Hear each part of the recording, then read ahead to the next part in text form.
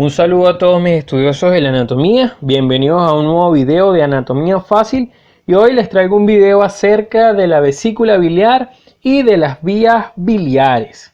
Hoy entonces abordaremos acerca de la vesícula biliar y de la conexión que tiene este órgano entonces con los ductos biliares que vienen o traen la bilis del hígado y de cómo estos ductos se unen, se conforman y terminan drenándome la bilis en la segunda porción del duodeno. No te despegues del video.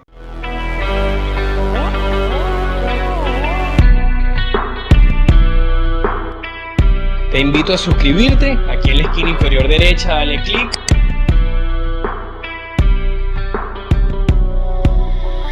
Y no olvides darle like al video. Continuando entonces, vamos a iniciar con lo que es específicamente la vesícula biliar. La vesícula biliar es un saco músculo membranoso. Es importante esto, que sepan que es muscular, que está envuelto por músculo liso. Gracias a este músculo liso es que ella se puede contraer y todo el contenido de bilis que ella tiene llevarlo hacia lo que es el duodeno. Algo muy frecuente que confunden los estudiantes de la salud es que creen que la vesícula biliar es quien produce la bilis y no es así. La vesícula biliar lo que hace es almacenar la bilis y concentrarla. En sí, el órgano que produce la bilis es el hígado. Y a través de sus conductos, como les voy a explicar ahorita, es que la puede almacenar en la vesícula biliar. Es un órgano bastante importante en el humano, sin embargo, no es indispensable para la vida. A cualquier persona tú le puedes sacar la vesícula biliar sin notar grandes cambios en su estilo de vida. Es decir, no es un órgano esencial para vivir. Ella va a estar conformada por 3 porciones. Esto es un esquema, pero más o menos anatómicamente la porción más anterior, que es un saco ciego, lo denominamos fondo de la vesícula biliar.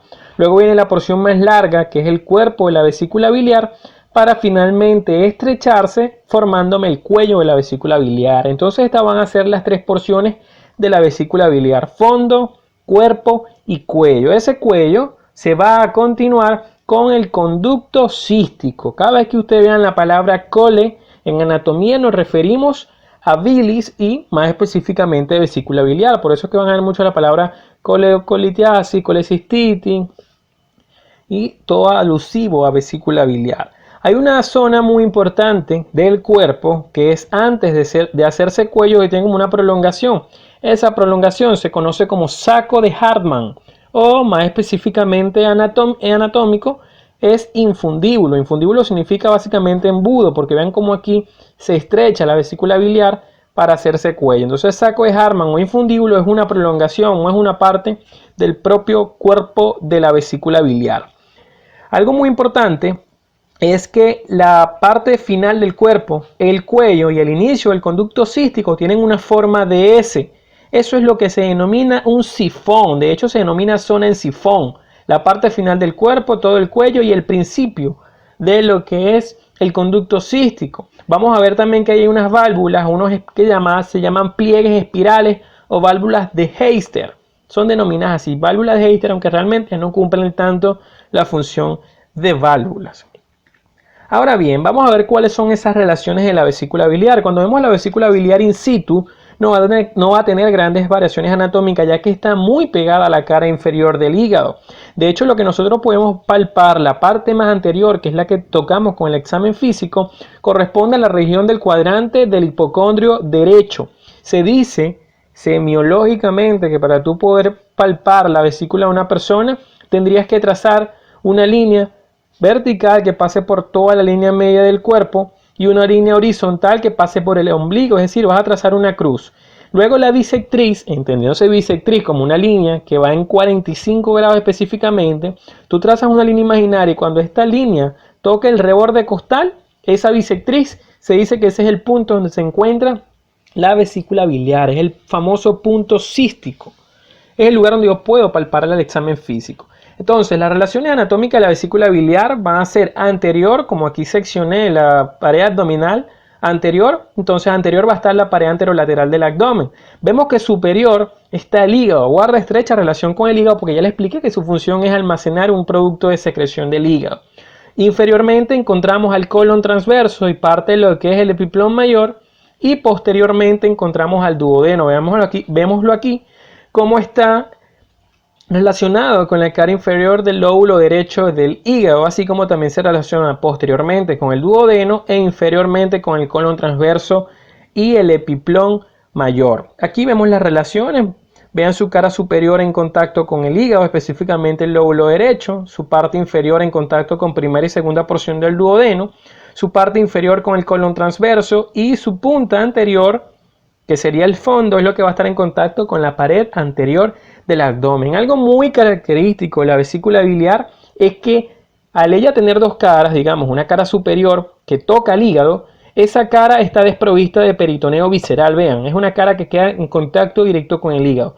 Mientras que su cara inferior, que es la que ve hacia las vísceras abdominales, ella está forrada, es la palabra, por peritoneo visceral. Entonces la cara superior desnuda y la inferior es la que está forrada por peritoneo visceral. Ella, el lugar que ocupa en el hígado, esta es una visión inferior, todo este lóbulo grande sería el lóbulo derecho del hígado, se llama fosa vesicular o lecho vesicular. Tú la pudieras despegar sacándole esta membrana brillante que ves ahí, que es el peritoneo visceral, y tú vas a ver que queda una depresión así similar a esta, en donde se supone que se aloja la vesícula biliar. Otra cosa también importante de la vesícula biliar es que ella está en íntima, estrecha relación con el epiplón menor, específicamente con el ligamento hepatoduodenal, ya que los conductos biliares están básicamente inmersos, escondidos entre esa lámina del epiplón menor. Vamos entonces a seguir con las vías biliares. Estas vías biliares, cabe destacar que son las vías biliares extrahepáticas, son las que realmente estudiamos en anatomía, porque las intrahepáticas que están adentro del hígado son vías muy pequeñas, microscópicas, que las estudian en histología. Aquí estudiamos es lo grande, lo que podemos ver en un cadáver. Una vez que la vesícula biliar se continúa en su parte final con el cuello, viene lo que es el conducto cístico. Este conducto cístico es el conducto que entonces va a comunicarme a la vesícula biliar con el resto de las vías biliares. Este conducto cístico, recuerden que su primera porción es parte del sifón, ¿ok? Del sifón. Y tiene a su vez dos porciones. Una porción más proximal que va a unirse al cuello de la vesícula, que la llamamos porción en espiral o pars spiralis. Se llama así porque tiene muchas válvulas de Heister.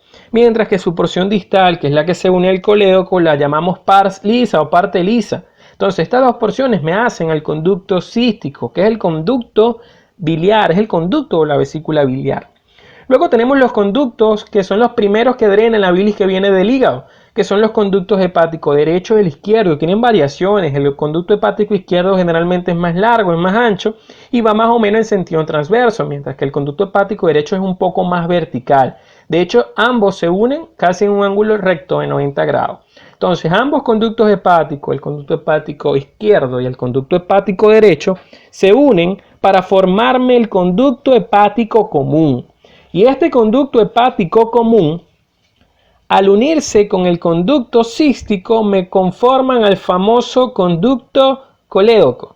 Y es este conducto colédoco quien va a llevarme finalmente esa bilis al duodeno, específicamente a la segunda porción del duodeno. Ya les explico al final cómo es ese desemboque.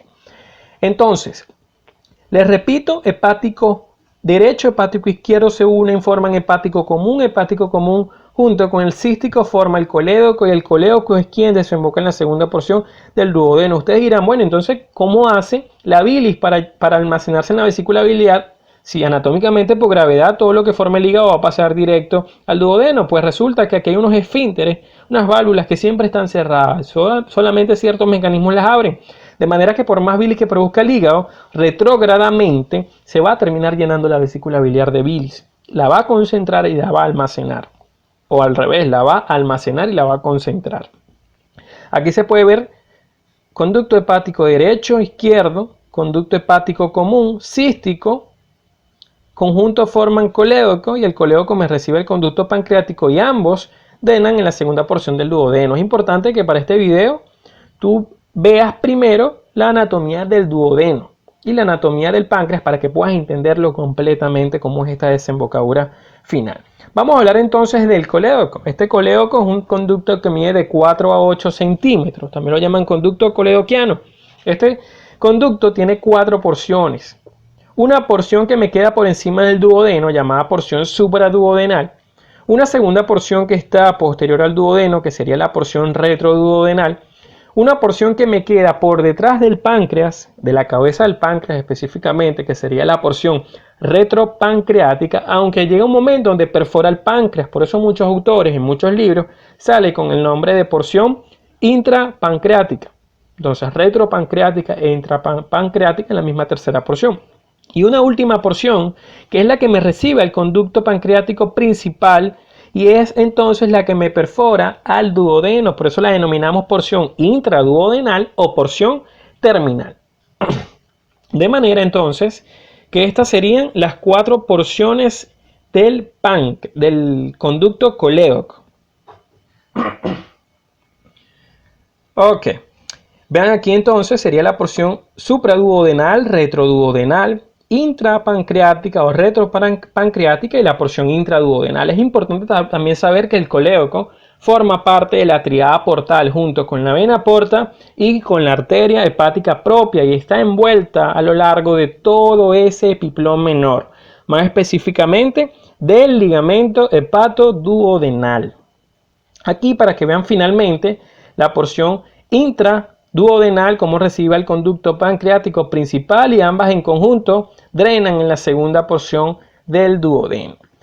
Entonces, vamos a ver esas vías biliares cómo desembocan en el duodeno. Tenemos el conducto colédoco recibiendo el conducto pancreático común. Ambos van a drenar en la segunda porción del duodeno en un hueco, un orificio denominado carúncula mayor. Esa carúncula mayor también recibe el nombre de papila duodenal mayor.